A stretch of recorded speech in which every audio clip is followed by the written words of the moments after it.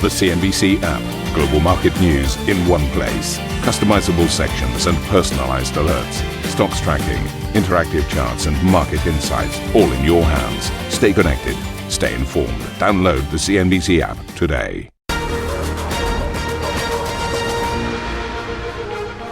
Happy Monday, everybody. A warm welcome to Squawk Europe. I'm Steve Sedgwick with Karen Cho, and these are your headlines. The US and Iran cling to their interim peace deal, a US official telling CNBC of a halt to hostilities after a weekend of renewed strikes. Talks now set to resume in Qatar tomorrow. De-escalation in the Gulf sees stock futures tick higher in Europe and on Wall Street, but oil prices remain elevated, back around the $70 per barrel mark.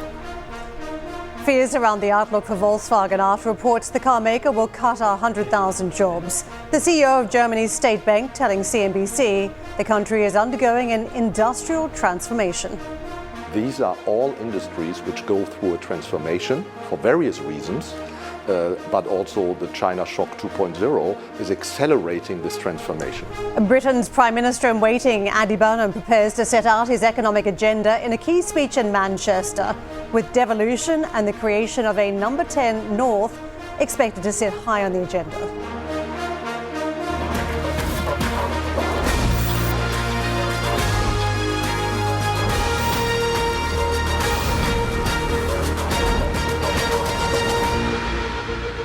Hey everybody, look, far be it for me to talk about other shows, but did you see Europe Early Edition just now with Ben? It was absolutely fascinating. Genuinely. I'm going to recap on that very quickly. Karen, what happened at the end of the show? And I'm sure you're watching as well, because I'm just sitting here pontificating on live.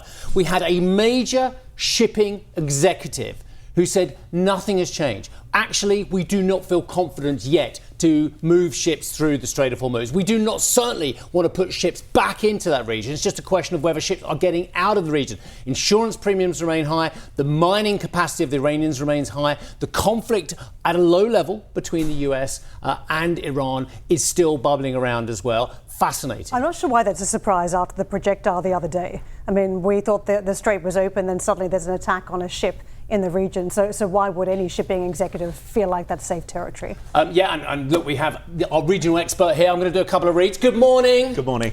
How are you? Great to see you. I don't even know if you've got a wide shot. The director's really annoyed with me. There you go. Thank you, Director Will. How are you? Good to see you. It's good to see you in the flesh. I would say this is your holiday away from what has been an intense period for you, but you told me this morning you got up at 3 a.m, so that's a busman's holiday if there was one, isn't it? Indeed. Let's call it a working holiday, maybe. I will do the reads and then we'll bring you in properly as well. I haven't introduced you yet. After a weekend, thank you, Will. After a weekend that saw the US and Iran trade direct military strikes and President Trump threatening Iran with annihilation, can we stop talking about annihilation, please? Both sides have now agreed to stand down. A US official telling CNBC the two countries will pause hostilities and allow ships to move freely through the Strait of Hormuz. Technical talks on the deal are expected in Doha tomorrow.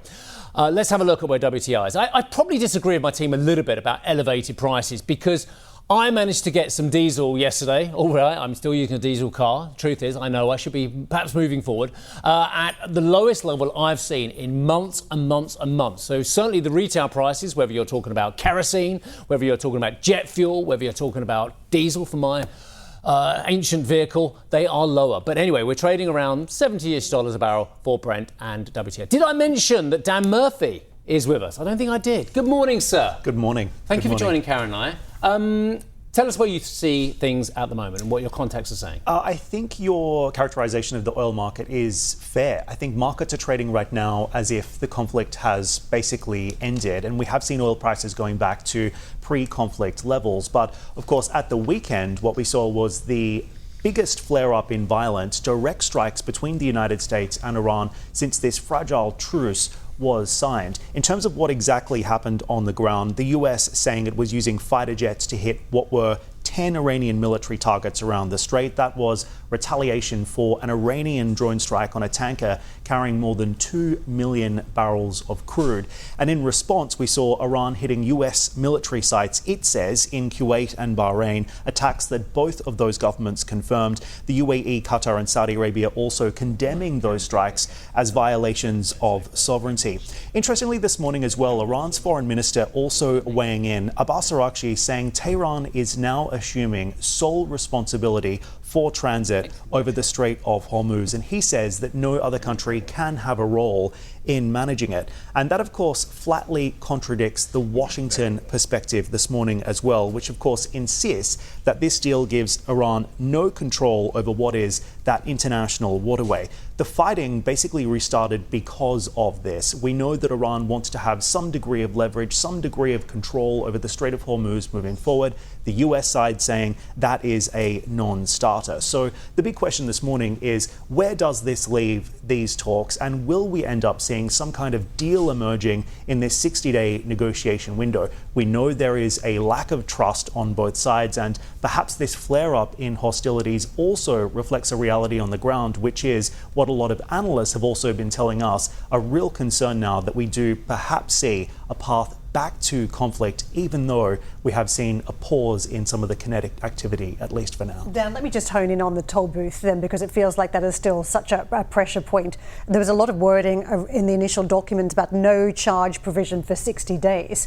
But obviously what comes next, maritime services have been discussed. The Omanis suggesting maybe there's no way back to a pre-war type of situation. What are you hearing about how the Omanis are treating the situation? Well, the Secretary General of the GCC said in a recent interview that there is no way that Oman or Iran would have any degree of control over the Strait of Hormuz moving forward. The Gulf position is that this is an international waterway. The status quo pre-war should stay in place, and Iran should not have any ability to exert control or leverage over Hormuz moving forward. The Iranians think differently, though. They see opportunity here. They've been able to really use this control over Hormuz that they have had with their own naval blockade to extract some kind of economic concession here too. So it's interesting to see what happens next. But the US position, as I mentioned, is that the Iranians can have no control over Hormuz moving forward. It seems as if, though, given the fact that they still have this degree of control, then maybe what the US is asking for, they won't necessarily get at this point. Dan, thank you very much for rounding that all out. And of course, always great to see you in person. Dan Murphy with us. Let's push on to the market reaction on the back of the geopolitics. And this is how Asia has kicked off the trading session for the Monday starting of trade. That is, of course, the oil price. And you can see we're more elevated and the consequences for the region. A little bit negative on Japanese stocks. The reversal taking place there, about 1/3%. It's been a bumpy road for some of these markets last week on the back of the AI trade that is on, that is off. Very much washing machine action at this point. Investors concerned about some of the build out. Then they're getting other positive cues. So it has been very much a roller coaster ride, and the geopolitics not helping. The South Korean market, that is a very slim range for that market. As you know, it can be up multiple numbers, high single digits, then down by a similar tune. So barely straying from the flat line today. I want to take you to the US markets and what we're seeing for US futures ahead of the trading session. Monday, it looks positive. We're chasing some upside on the Dow in particular. That's where we're seeing some elevated numbers. And don't forget, last week we had the S&P 500 falling just a fraction and a retreat too for the NASDAQ. So slightly negative tone, again, around those technology stocks for the Friday session. Our European futures looking to pick up on some of the action today that we've had across the region. And this is how we're perched. We are firmer. 50 futures chasing about 1/3% to the upside. You can see the FTSE futures slightly tamer than that. The DAX a little bit stronger, so mostly firm across the board. Let's get to Violeta Todorova, who is a senior research analyst at Leverage Shares. Violeta, thank you for joining us. My pleasure. Very nice to see you today. Look, I'm going to put my cards on the table straight away at the top of this interview. I don't believe that leverage products are suitable for most retail investors. It's been an old bugbear of mine for 20 odd years as well. So I just want to say that on the table. So with that in mind, I don't know if this is the right question to ask, but I'm going to ask it anyway. Are most of your clients losing money at the moment? Hi, Steve. That's a good question. So it really depends on which side of the trade investors are positioning. And I'll give you a recent example with the SpaceX IPO, which has been going for a week. And we've seen enormous demand on the two Higgs leveraged products, both on the long side and on the short side, which is showing a lot of uncertainty. So I think those products are just providing an opportunity if you have a bullish or a bearish view to express your opinion and leverage on that.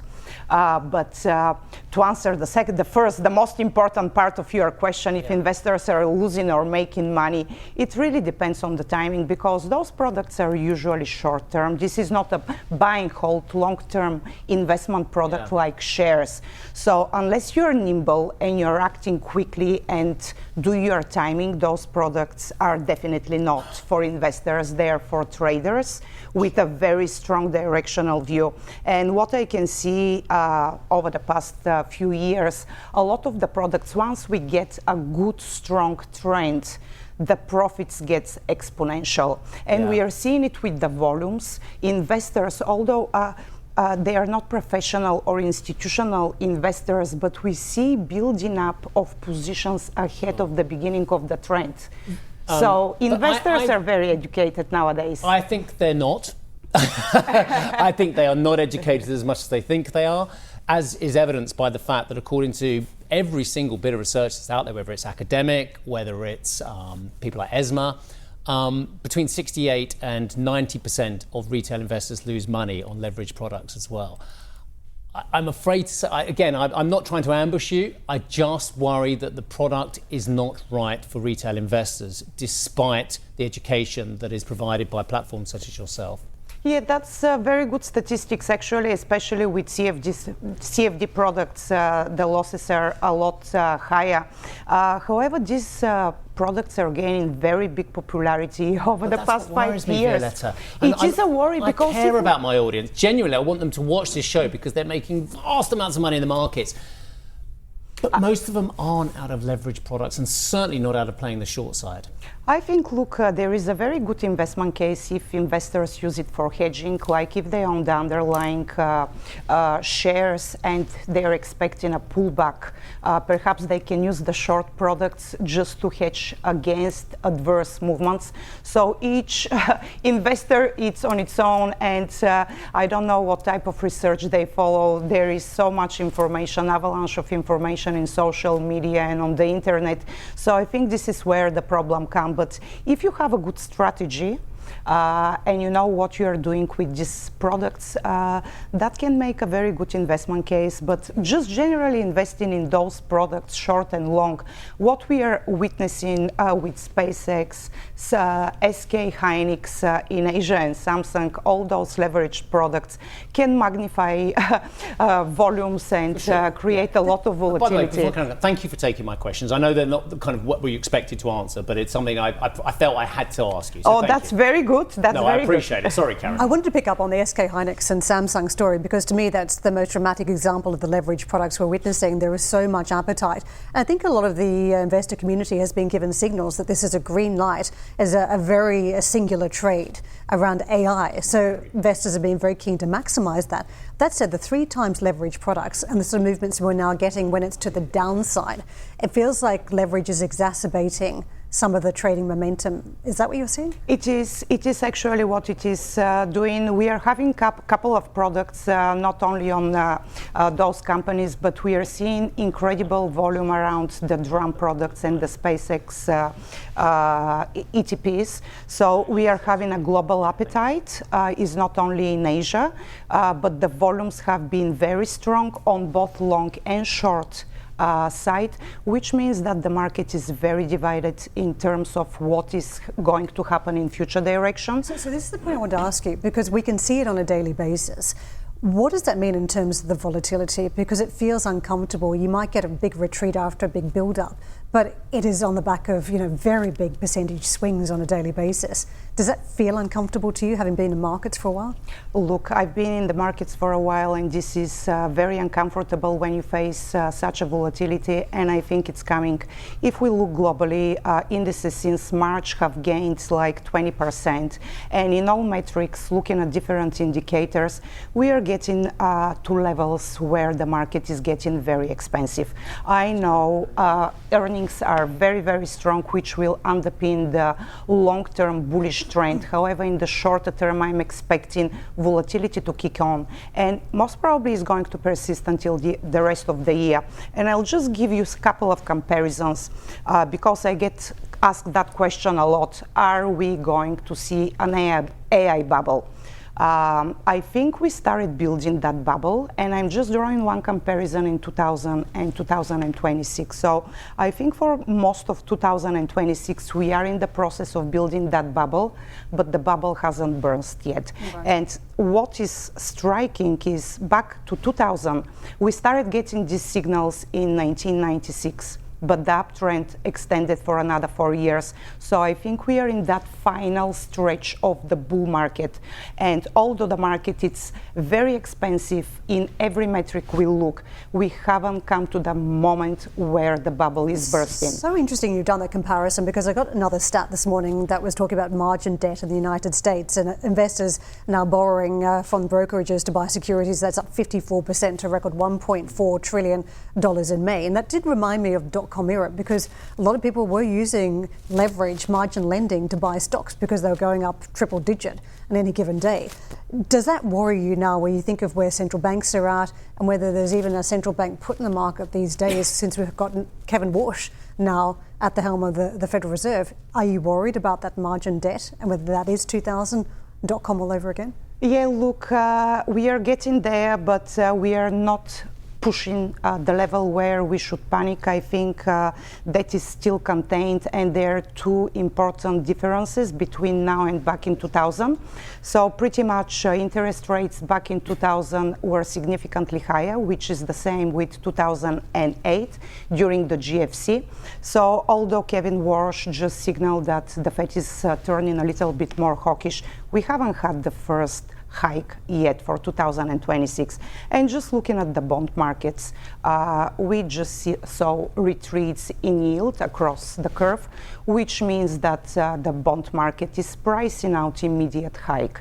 I'm expecting still to see one towards the end of the year. The earliest would be September, but most probably inflation could start subsiding. Most probably the PCE print we've seen last week in the US is going to be at the top of this cycle. Oil shock inflation is going to subside, so we will deal with the AI-triggered inflation from the capex. So I think credit markets are still okay, but looking at what happened at OpenAI and the IPO being postponed, I think markets are worried that all that money that needs to be invested to sustain that capex and IPO mega pipeline, investors will struggle in the near term. Can I ask you one more technical question? Do you think the retail investor understands variation margin? Do you think they understand fully that when you take on a leverage bet and it goes mildly against you, or volatility increases, maybe the Vega picks up or what have you, that actually they have to put more and more money down as their bet goes against them? Most probably they don't. I can't answer that question on behalf of investors, but you see the action far more than I do. We do see the volumes, of course, every day. And I think investors nowadays are quite nimble. Of course, there is difference between different leveraged products, the underlying structure and how they operate. I think we are not witnessing people, investors, holding positions on the wrong side for a very long period of time. I think once they see the trade is against them, they just open a trade in the other direction. That's why many of our products have volumes on both sides. But during very strong markets, the trend is very clear. Investors position on the right side of the trade. And we do have, like throughout March until now, the number of short positions was a lot smaller than the long positions, which to me it means that positions were using those short products for a hedge only, rather than betting on a market top arriving. 6 months into the year, and the losses on a 5 times leveraged Magnificent 7 trade on your website is down 45%. If you'd have taken your hedge out on gold, the losses on your website on a 5 times gold GLD product as well is down 53% as well. There are some extraordinary losses for, dare I say, an investor who is growth oriented but has put on gold as a hedge. Yeah, look, that's the thing. It depends why you're buying all those products. Yeah. If you are a long-term investor, we have a lot more suitable products. We have the income shares products line, which gives you a total exposure of the upside plus a monthly dividend yield. Those leverage products are not for investors. They are certainly for traders, and they make their own calculations and they bet directionally. So unfortunately, if they hold for too long, this is the end result. And what we show on the website is the year-to-date performance, but you never know if investors have been holding for the entire year or just for a month. So those are the stats, and investor needs to know them. And that is kind of a warning if you just hold for too long, what the result might be. If I can pick up on where is next, because it feels as though the investors have moved on from Bitcoin ETFs to gold to NVIDIA and now to DRAM stocks. What's next? Is there any hint of diversification at this point? Yeah, look, that's a very good point, Karen. I think the AI trade and especially the memory stocks are getting a lot of market share right now. The Magnificent 7 volumes are kind of subsiding, which means that investors are focusing on the winners, and the memory space has been performing very, very well for a while. We've seen with Bitcoin, just to address that point, massive outflows, which means that investors prefer to put their money into the winning sectors, which is AI. In terms of gold, volumes are moderate, so I think traders are not seeing the turnaround in the gold, in the commodity. However, over the long term, I still believe gold and commodities overall are a very good place to be, and we are not seeing outflows in gold at all. However, with Bitcoin, yes, investors are worried and they prefer to invest their money in a different sector. Violeta, thank you very much for joining us. Violeta Todorova with us, Senior Research Analyst at Leverage Shares. And a quick programming note, don't miss our coverage of the ECB Forum live from Sintra, Portugal from tomorrow. Sarah Eisen will moderate a stacked panel with Fed Chair Kevin Warsh, ECB President Christine Lagarde, Bank of England Governor Andrew Bailey and Bank of Canada Governor Tiff Macklem. And coming up on the show, the German government is looking to introduce a number of reforms, including to its pension system. We'll have more on this. Plus, all eyes on Andy Burnham, the man who is widely expected to become Britain's next Prime Minister, as he sets out his key economic pledges in a speech today. More on what to expect this hour. And don't miss our interview with the CEO of Process as the company reports earnings. That is coming up 7:30 BST.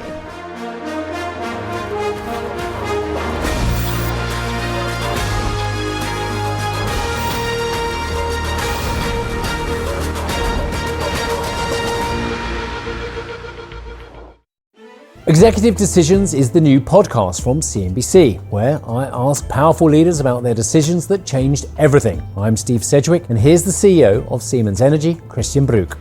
Business leaders should not stay quiet in a world which is super complex. We sit in a privileged position, and we have to use that to ensure that a society remains prosperous, stable, successful. That's Executive Decisions with me, Steve Sedgwick. Get it wherever you're listening to this.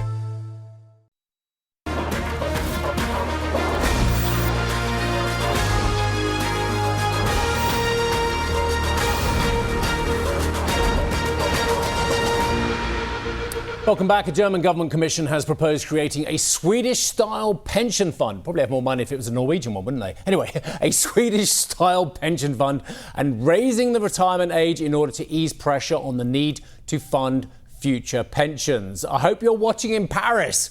Anyway, it hopes it will ease the pressure on younger people trying to build wealth. But analysts warn that they will face a harder task in doing so than their parents. I mean, analysts? I mean, anyone out there can see with common sense how tough it is for young people. The head of the German state-owned bank KfW gave his take on the need for reform. I would not say we need a season of reform. We need a few years of reform. Maybe we need even a decade of reform in Germany and in Europe. Because reform is very hard. In a democracy, you need also a majority of people behind you. And therefore, I think we need to be a little bit more patient, but on the other side, also be very, very ambitious in what we ask for. So therefore, let's wait what the government will do. German automakers are looking to cut costs amid competition from Chinese manufacturers. Volkswagen is reportedly looking to cut up to 100,000 jobs in the near future, while closing 4 plants within Germany. BMW has warned it will spend up to 1 billion euros on restructuring efforts, with analysts predicting it could lose up to 10,000 roles. And Mercedes-Benz has said it will not pay summer bonuses this year as it continues its cost-cutting drive after 5,500 people took voluntary redundancy. KfW CEO Stefan Wintels said China is driving industrial change within Germany. I think we should differentiate where are our existing and past strengths, and they lie clearly from an industrial perspective in automotive, in manufacturing, also in the chemical industries and in other areas. These are all industries which go through a transformation for various reasons. But also the China shock 2.0 is accelerating this transformation. And this adjustment is happening as we have seen this in other industries in the 70s, for example, in the textile industry. In addition, we should also have a debate not only about the transformation, but also the future skills and strengths Germany needs, and Europe needs. And I think Germany has a lot to play, a strong set of cards in biochemicals, in quantum technologies, in defense sectors, and in other areas, in space, in other areas of the futures. And I think we need a dual strategy, transform existing industries and our existing strengths, and strengthen future skills which we needed. And I think this interplay could be very powerful if you think about the defense and automotive industry. Something is happening, but the reality is we're losing more industrial jobs as we create and start up and scale ups. But I think there is the chance for a real turning point. You know, this example you were just mentioning, that the car industry sees its savior in the defense industry, at least partially. Do you think the defense industry can make up so much ground of what we are losing at the same time in the traditional space? Yeah, I think that's clearly possible. First of all, I would say the automotive industry is still a strength of Germany, and mobility will remain a key economic driver of growth and competitiveness. And I think Germany is still globally well positioned, and you see the new product lines, etc., etc. On the other hand, the defense industry will remain. I don't think that this is a short-term phenomenon, but we need to increase our defense capabilities. And as a result, the defense industry will grow, will probably consolidate, and will have other models of cooperation. So therefore, automotive industries have been partly strong, and also the automotive supplier partly strong in the defense industry historically. There was a period of less investments, and they now return, some of them, to their heritage. So therefore, I think there's a good chance to compensate this, provided the German defense industry is also, from an international perspective, competitive.